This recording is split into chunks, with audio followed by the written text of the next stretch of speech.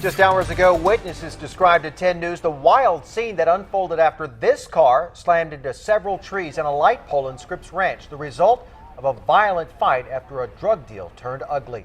Good evening. I'm Steve Atkinson. And I'm Kimberly Hunt. We first told you about the crash at 7 o'clock as the car was headed south on Scripps Ranch Boulevard near Pomerado Road.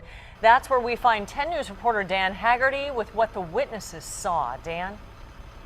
Let's take a look at the car. You can see the front of it here, the engine just hanging out from underneath the hood. You hear the hum of the tow truck in the background. Now as we come around to the side, the doors open, you can see all the markers in there, including some of the dollar bills that these people dropped, some of them covered in blood here. Police going to be using this evidence as well as witness statements who we talked to them and they said it didn't take them long to realize they were in the middle of a crime in progress.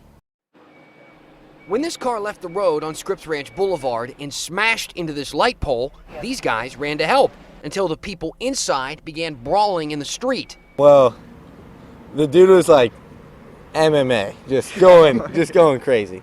Going crazy with a knife, according to police. One of the guys grabbed a bunch of marijuana and a wad of money and started running towards us. He just said someone jacked me, and I just said oh dude, that sucks. You need to come down here though, you're hurt. And then he said, dude, hold my weed for me. Police say it was a marijuana deal that turned into a fight, then into a stabbing, then into this crash. Got pretty deep cut on the ribs, and I could see his muscle and stuff. And then his face was messed up.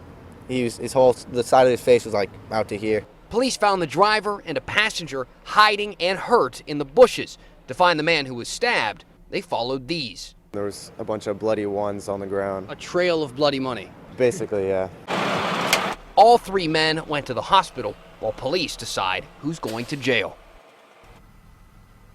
And you see more of the money here. This stuff was scattered all over the place, and at least 30 or so markers filling the car. Some of the other things they pulled out, I noticed before, they have a cell phone, a wallet. The camera belongs to police. They also mentioned that they found what appeared to be a handgun inside the car, but they tell me now that turned out to be a BB gun. The marijuana, about 2 ounces, they found hidden underneath one of the apartments nearby.